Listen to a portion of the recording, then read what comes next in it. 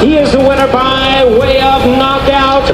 Matapos makamit ni Casimero mga bro ang pagkapanalo kontra sa dalawang undefeated boxers na sina Amnat Ruenrueng ng Thailand Trying to be home.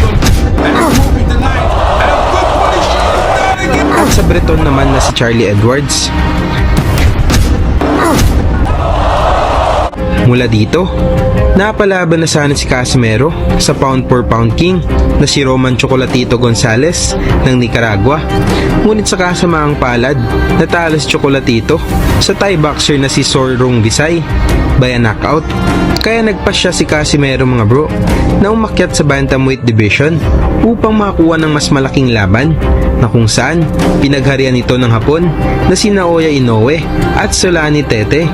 Unang nasubok si Casimero sa featherweight division na kung saan dumayo ito sa Mexico at pinabagsak si Josepec sa round 2. At sunod naman sa bantamweight, winasak ni Casimero ang dayong Hapon na si Kenya Yamashita sa loob lamang ng round 6. Nang dahil dito mga bro, sa dalawang knockout na panalo, nabigyan kaagad si Casimero ng laban para sa WBO interim bantamweight title kontra sa kinakatakutang knockout artist ng Mexico na nagmula pa sa angkan ng mga matatapang na Indiano na si Ricardo Espinosa Franco na may alias na Hindu na bata ni Juan Manuel Marquez. Hindi ito basta-bastang kalaban mga bro dahil maliban na ito ay WBO Latino Bantamweight Champion. Sa 23 na panalo nito, 20 ay sa pamamagitan ng knockout. Tara na mga bro, ating panoorin kung paano pinasuko ng tinaguriang Quadrolas ng Pinas itong knockout artist na si Franco sa harap mismo ni Marquez.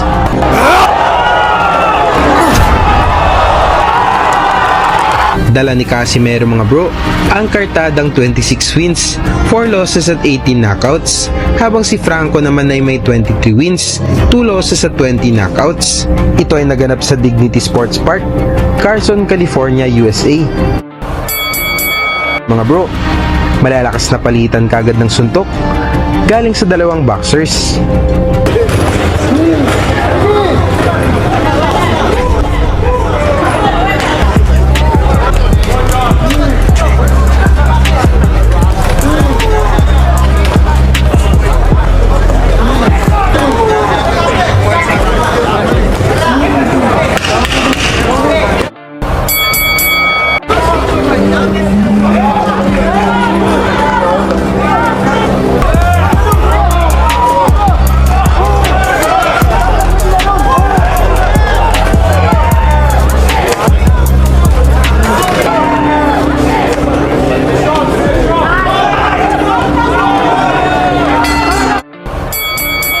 Round 3 mga bro, lamang na sa mga solidong patama si Casimero, ngunit nakakaatake pa rin ang Mexican na si Franco.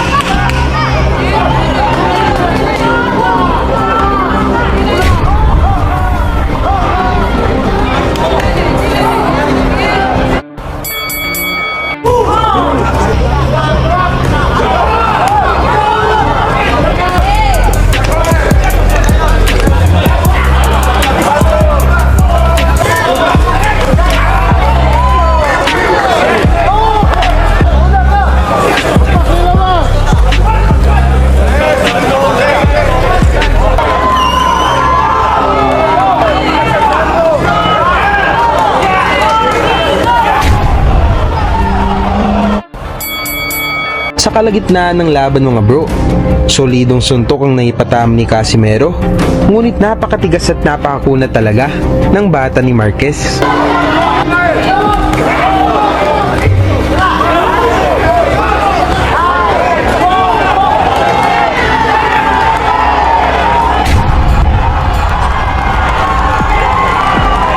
Mula sa solidong kanan ni Casimero, bumagsak si Franco, ngunit nakatayo pa ito at lumaban.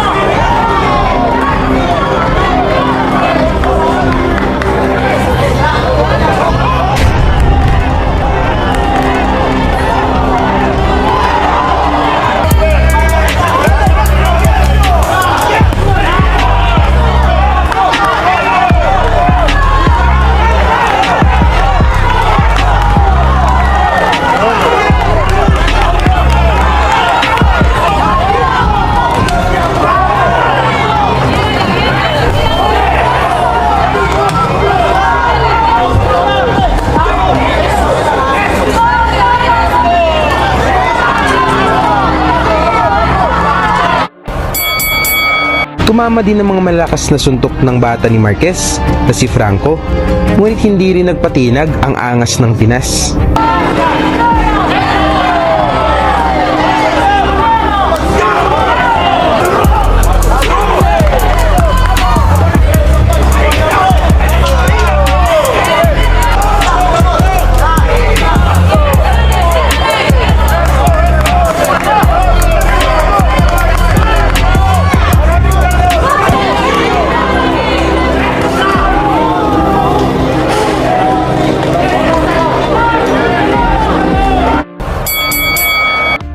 Dito sa round 12 mga bro, ayaw ni Casimero na matapos ang laban sa desisyon upang hindi madaya. Kaya dito na binuhos ng kwadro alas ang lahat.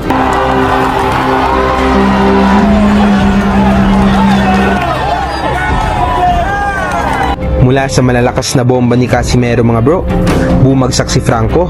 Nakatayo man ito, ngunit halatang nahihilo pa.